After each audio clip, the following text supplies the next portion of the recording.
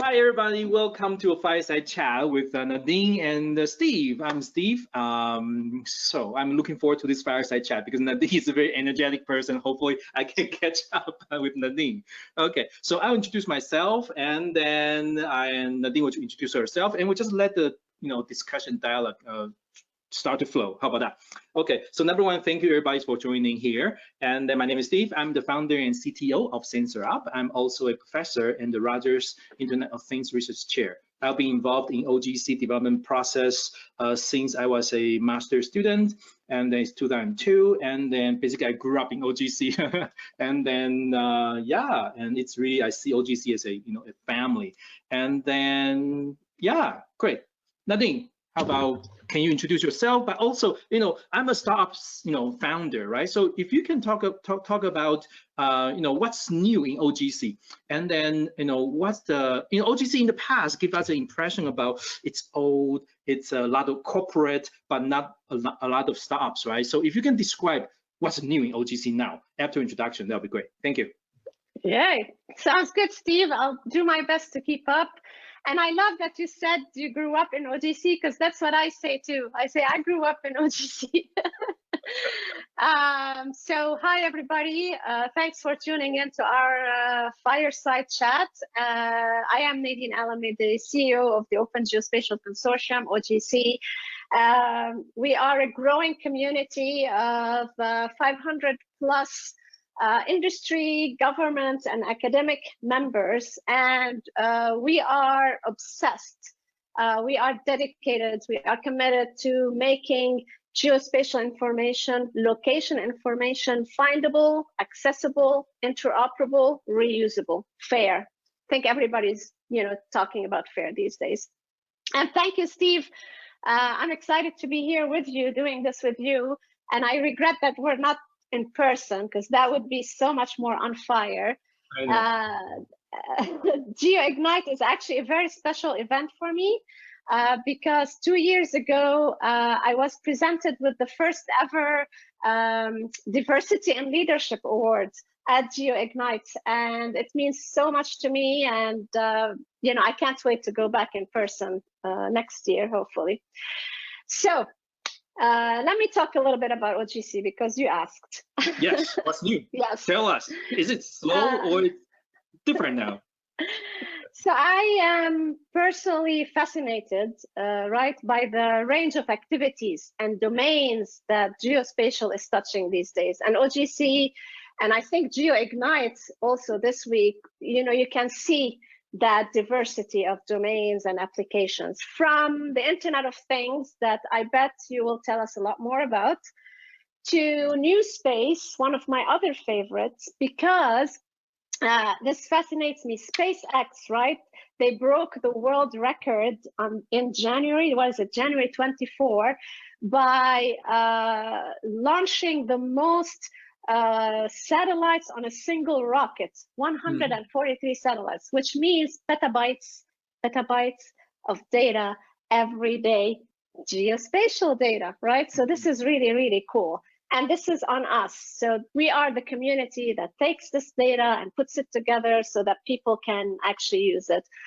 I'm excited about gaming and simulation a lot, and we'll talk a lot about this, but we're finally maturing to a point where you have 3D streaming, you have augmented reality, you have artificial intelligence, and you have the data, and we're sort of putting it all together for gaming and simulations, which I know my kids are very, very excited about, but also can be used for very serious purposes like the GeoInt, so in the defense and intelligence, in disasters. So we have a lot to talk about. It's exciting. It's I think good days for geospatial, good days for OGC in general, and an amazing time for startups. Amazing time. So maybe I can ask you, as a startup, right? We have the growest number of members in OGC is from startups. So maybe you tell me, why are these guys joining? What has been your experience like? I think echo what you just said, actually, right? There are new things going on right now, right? The new satellites, right? I met some students from University of Alberta. In their 4th year, they made some satellites and launched it, and right now they have a startup company doing, Earth remote sensings, right? So there's new exciting areas, right? AI, space, right? And then simulation, right? And then actually simulation is about prediction, right? So running AI to predict the future. So that's simulation and modeling part of it. And then these new frontiers, right? And typically who are bold or stupid or foolish enough to explore those frontier startup companies, right? And then so we see this intersection about new technologies and then new bold ideas coming together.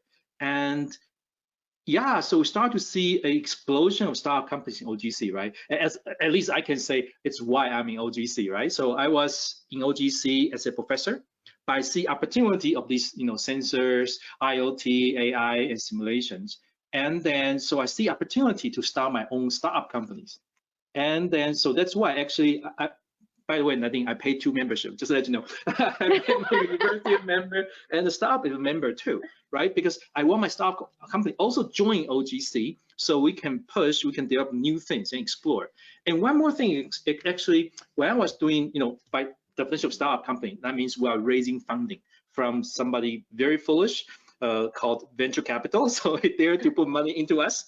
When I raised my funding, actually being an OGC member and has some involvement and leadership in the whole standard development process, right? It's quite important for them actually. They said, oh, they check out, it's like, oh, Steve said he's active in this organization called OGC, and they did their due diligence, and then they call around and this and that. It's like, okay, yeah, check. So it's actually been part of OGC actually helped my startup to raise funding as well.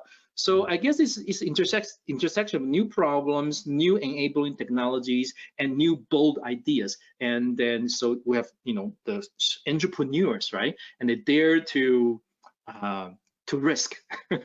And then I think one more thing very important is I think OGC is quite open for startup companies. It's a level playground, right? So startup companies can work with the big companies, right? We don't see we are, we see we are equal, right? So work together. I think also that's very important because I would say not all organizations, they treat people equally.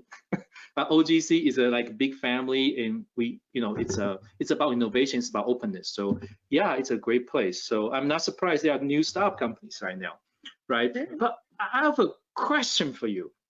So we were talking about this,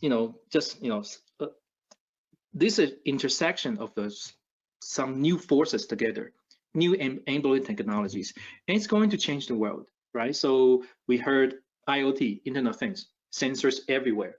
And OGC, we try to put the sensor together into one coherent system, right? So interoperability. And just IoT is the first force, right?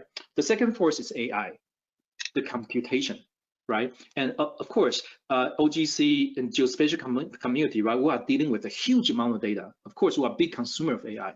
So IoT plus AI. And the next one is connectivity. So the data are coming in real time, right? You just mentioned about SpaceX, right? Starlink. So the data are coming in real time, the connectivity, and with very low latency and very high bandwidth, right? And all these 3 things together. And then, so it's like a perfect storm, right? Amazing things are going to happen. So what are challenges you see in the geospatial context in terms of these disruptive technologies? I know it's a big question, but I'll just throw it to you. No, it's a good question too. And I think the challenge is on all of us, right? Because we are all in the middle of this perfect storm. That's sort of the good thing, right? It's not the geospatial people are in the perfect storm, because geospatial is everywhere. Everyone is in this perfect storm. And it's the perfect storm of data, right? They say data, but where is the information? So I think the main challenge from this ecosystem that you just described is data integration.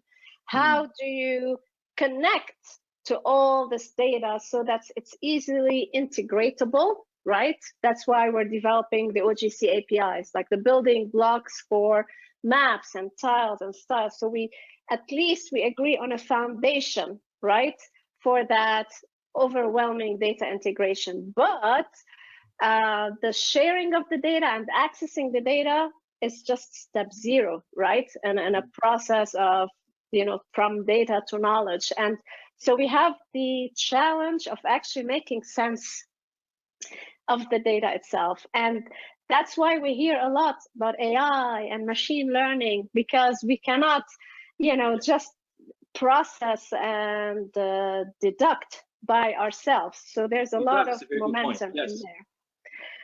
And then what we've been seeing within OGC, with all this data, how do you determine what's useful to you for your problem? Because not all satellite imagery is the same. Not all IoT data is the same.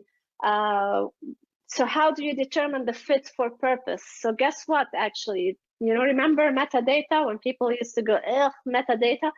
It's actually coming back. I mean, we hear about it in terms of spatial data quality or fit for use. That's your metadata, people. One more thing before, because I know you have something to say. I think in the midst of all of this is, essentially, how do you make this data reusable? We hear a lot about analysis ready data. So we're trying to package this data in usable, consumable pieces. And last but not least, in the middle of this perfect storm is geoethics. So not technical at all, but we are using location data, and we're using it sometimes for purposes it was not created for, or its users did not agree on other purposes of use. So we are starting to talk as a geospatial community about responsible use of geospatial data. So I bet you've encountered all of this in your work, maybe during COVID, as in your applications, building something for health. Yeah, exactly. I mean, I want to double click on your metadata. Double click. Double click on the metadata. So exactly, you mentioned about it's like analytics ready data, right? And the term I try to use it or coin it is like AI ready data, because again, in order for machine to understand the data, it requires metadata, the semantic data model, encoding, so on and so forth, and the surrounding metadata, right? Especially like, for example, for sensor data, to know only the observation data without knowing the sensor metadata, you cannot really process it, right? Because you don't know the accuracy, you don't know the uncertainty, this and that, right? And then, so yeah, it's great to hear that. Actually, you said metadata is popular again, right? We see that's very important. But the previous one was human to read it, but right now it's a machine, right? It's AI to read it. And coming to this, the COVID cases, right? And then it's when I was, I'm still in my bedroom, locked in my bedroom for a year. And then, so I was thinking about how can I help? What can I do? Okay. And then when there was a CBC, interview actually yesterday, and a doctor was saying that, for the people who got COVID right now, they have no choice. They have to go out and then risk themselves. And then so they got COVID and they cannot stop because they have to feed the family. It's very sad. Yeah. So I was thinking about how can I help as a geospatial practitioner, right? So at the end I was like, okay, I'm an IoT guy, I'm a mapping guy, right? So I do students doing AI stuff. So at the end, we identify actually the COVID situation is a information gap problem. If we can fill the information gap about the risks outside, and people can go out and knowing how to judge the risk accordingly, so it will be safer, right? So for example, if you go to work, you're a field worker, and then you go to your factory and you know how many people and their interactions, the past week, right? Contact tracing, right? Before bad things happen, and then you can you know the risk of the space, like people to people interaction and the people to space interaction, and then you can basically relatively safer, to make your decision and go back to work safely, right? So we did something about but how to know that risk, right? So number one, sensor data. So we combine multiple sensors, and number two is like Nadine I like that you just said, right? Deduction, because when you have tons of sensor data from like the camera looking at social distancing, or the camera detecting a coughing or not, or contact tracing systems, tracking systems, it's just too much data. So you need to deduct in a way that people can make decisions. So that's the AI, right? And then finally, people can make decision to say, okay, what's our priority to clean the rooms? Or when should we close? When should we open? And then that's a decision people can make. So we did something about that by combining different systems, detect the coughing, detect social distancing, so that for each space, we know the risk in real time, and then show it on a GIS. So the risk is higher, so it's a big red, a circle, and it's lower, it's smaller. And then, so for example, the cleaning crews, they can clean the rooms based on this priority, the risks, rather than one by one, right? So that's something we did. But it lead to, actually, you just mentioned about ethics. Because when we put all the sensors together and even detect how many times you cough, right? And that's a huge ethics issue, right? So I'm very happy to hear you said something about ethics, right?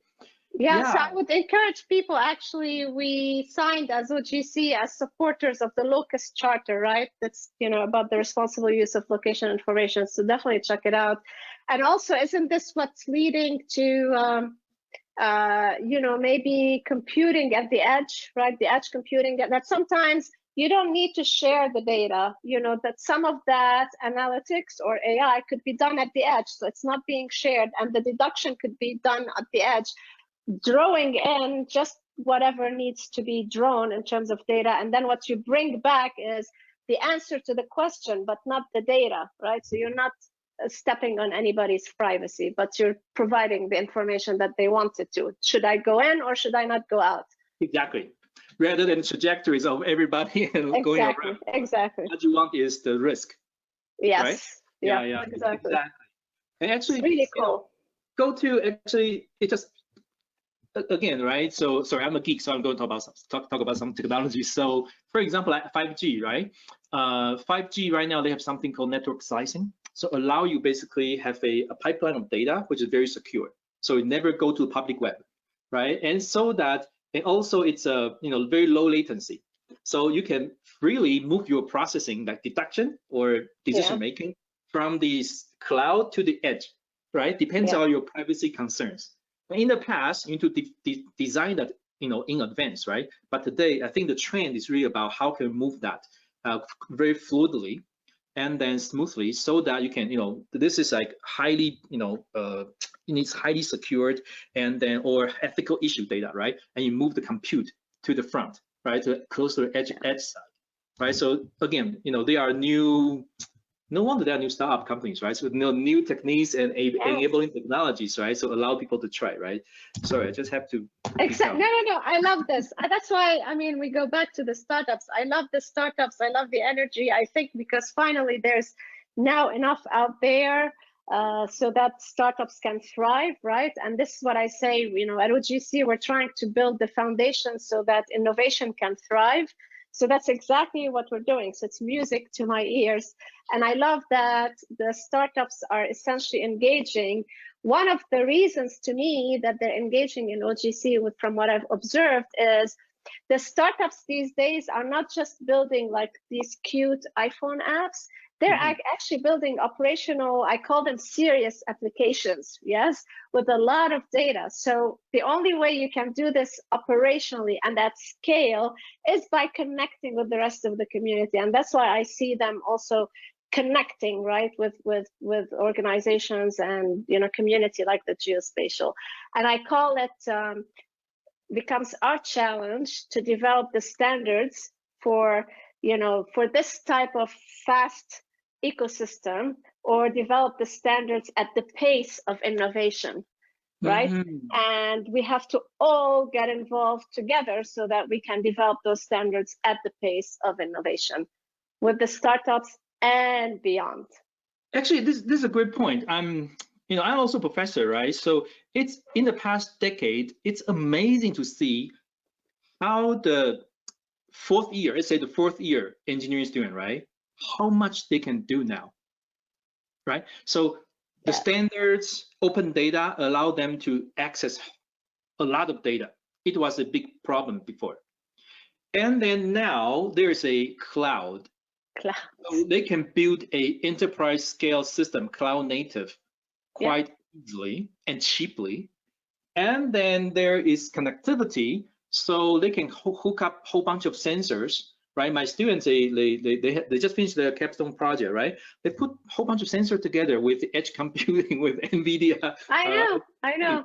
All together. And it's amazing to see how, and they were new to this actually. They learned these deep learning cloud from scratch, right? In their fourth year. And then after 2 terms, they demonstrate a system working together by combining all these things together. Amazing. This is amazing, actually. The future is exciting, actually. Yeah. So you know what else is amazing? We have 2 minutes left. So you have any parting words? I mean, the time flew. I have no clue how. Yeah. So I want to ask you a question, right? So can you if you can shortly describe what's the killer app of the future, okay, in the next 2 to 5 years, right? So what do you think will be the killer app of geospatial? What's new in a new next? I should be asking you that question because you're the entrepreneur. So to be honest with you, I don't think there's one killer app. So what I'm observing is, because there are so many domains within geospatial, there will be a killer app for new space and a killer app for defense. There's definitely a killer app for transportation and a killer app for agriculture and a killer app for health and a killer app for like the autonomous vehicles. I think there'll be many killer apps. That's exactly what we're doing here, right? It's that ecosystem that's supporting all these innovations. So I cannot actually pinpoint one killer app, but all I can say is, we're trying to enable as many killer apps as possible, and it's a joint effort. So for me, if I had a parting word, I would say, if we want to build the standards at the pace of this innovation and this amazing, ecosystem we live in, the more diverse the group that's around the table, so from the startups to the large businesses to the governments to the academia, and international, any global representation. So the more voices are represented, the faster we'll get there, right? And then we know that whatever we agree on will be adopted. So if I had a parting word, I would say join us in this amazing journey to develop the standards at the pace of innovation. And yes, I put standards and innovation in the same sentence on purpose. I like what you said. It's about ecosystem. It's not just like geospatial as one domain, right? It's in so many different domains. Exactly, right? Agriculture, right? And insurance, defense, geoint, IoT. So my companies, my major customers are energy companies, for example, right? And company. So it's not very typical, right, in geospatial, right? But because I'm asking, it's only fair. I ask you a question, I'll answer the same question. Yes. And then, but I'm not CEO of OGC, so I don't need to elevate myself into like big picture. I'm gonna bet on one thing, okay? I think with the 5G, IoT, and IoT, right, in 2 to 5 years, our daily objects, like the things, will be tracked. Their locations and conditions will be tracked. So for example, I imagine a world in every construction company, they are gonna track everything worth more than $200, their locations and how often they are using them. Today, they only track their 500,000 big machines, the yellow big tractors. Sometimes they don't even track them, right? Yeah. But my prediction is 2 to 5 years, anything more than, let's say, you can dial it, right? 200, 500 will be tracked. And then the question is how to put all these tracking data together, and then how can we deduct them so they can be useful for safety or efficiency. That's my bold prediction about killer app. Anyways. Cool. I like this. I like this a lot. So I'd like to, I mean, I can't believe the time flew. So this was too much fun, too short. Yeah. It's great to do this with you. And I guess we'll take questions, I'm assuming, right? You think? Yeah, I guess there's a question time, and then we'll start a question session. Okay, we'll stop recording. Yeah? Okay. This was fun.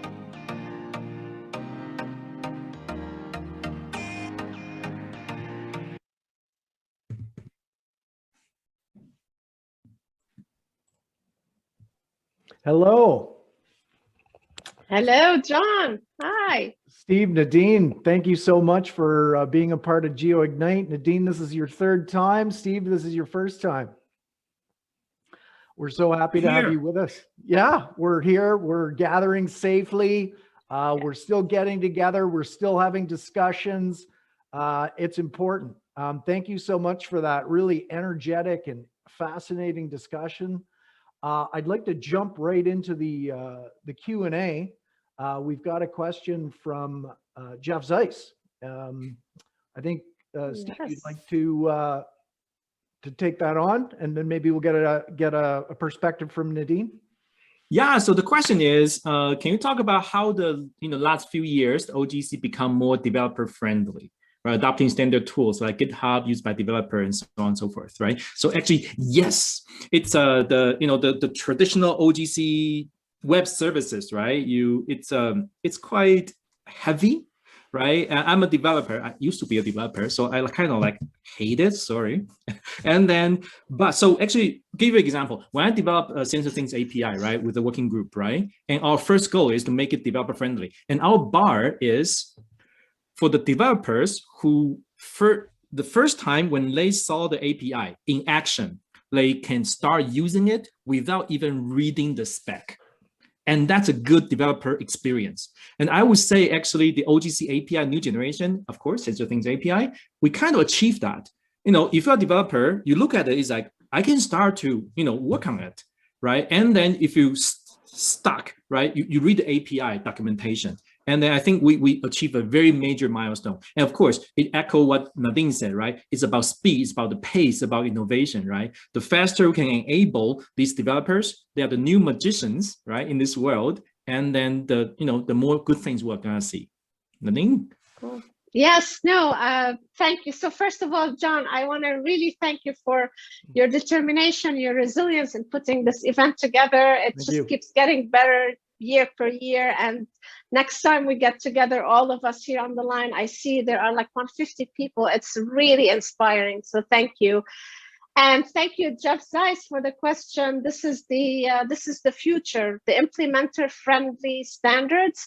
And it's part of our essentially attempt of getting out of geospatial. If geospatial is in the mainstream, the way you enable as many applications as possible is by making the standards more accessible to the people, to the developers who are using it. And that's the whole new generation of OGC APIs. Great answer. There's something in your discussion I wanted to touch on and ask further about, which is kind of the next generation. I'm a graduate of the University of Calgary. I'm a U of C grad, proud of it. My roommates were all geomatics engineers. They had a great pleasure in teaching me the difference between what vector and raster was to a BA student. I attended a really interesting hackathon in the engineering program, and I was impressed. You'd mentioned the ability of the students to really approach new technologies and just get into it. There isn't, I don't know, even personally for myself, I'm a bit hesitant to grab onto new technologies. It's like, another new thing. Can you talk about that the importance of working with that next generation and how that's going to help us into the future? I can give it a very quick shot because to me, I see the next generation with my kids, and I have 2 young boys that I always bring up in any talk, ages 9 and 13, because they are the future. They know more about gaming than I do. And guess what's in geospatial? And it's gaming. And what's in gaming is geospatial. So I think these guys, this new generation, do not think like us. They have grown up, right, with the all digital, right? They are digital natives, I think we called them last time. And they grew up with clouds. So they don't have the processing constraints that we grew up with. And they grew up with these connections that are enabled by these virtual environments that we live in. And I think that's why, you know, to me, our job is to support them as much as possible because they are the future. Absolutely. And speaking from a professor perspective, right? So as you can see, actually, these all disruptive enabling technology, they are empowerment tools, right? They empower the kids. So in the university right now, for example, we are discussing this, right? From my perspective, geomatics, right? How can we make all engineering students geo-ready, right? So because for autonomous driving, for robotics, for biomed, location is very important. How can we, and in addition to that, how can we make them IoT ready? And how can we make them AI ready? So one thing we are doing is in the labs, they are doing in different courses, we embed these geo, the IoT, and then the AI, even robotics, right? In the different labs. So for example, the first year engineering programming course, we try to embed those into, so plant the seed, right? It's about, you need to know all these because today you have the tools. So there's no excuse. You can do something about it. Right? So we try to make them something ready, AI, robotics, geo, this and that. Thank you. Well said. So we've run into the our lunch keynote, but I'd like to give you both an opportunity. Do you have any closing remarks, something you'd like to leave, some thoughts to the participants, something you'd like to share? I'll start very quickly. It's what I try to repeat to myself and to everybody. We are very fortunate, very privileged to actually be here and be part of developing the standards at the pace of innovation and making geospatial truly, truly mainstream. It's a great time, and it's our responsibility to actually help everybody get there ethically and responsibly. So actually echo what Nadine said, right? 5G, AI, IoT, they are all geospatial play a critical role. I think it's our community's responsibility to really become the mainstream, right? And showcase what is possible. And there's no excuse now because actually all these are geospatial centric. Absolutely. I look forward. My last professional meeting was the OGC March event in Ottawa, and it was before everything kind of shut down, and such a strange time. We're still in difficult times. I'd like to thank you both. Hopefully, we'll be able to see each other at OGC meetings in Canada in the future. Everybody, we've got a fantastic keynote address from Walter Scott, the CTO of Maxar, coming up. We're going to go into a short break. Steve, Nadine, thank you both again. Thank you. Thank you. Thanks.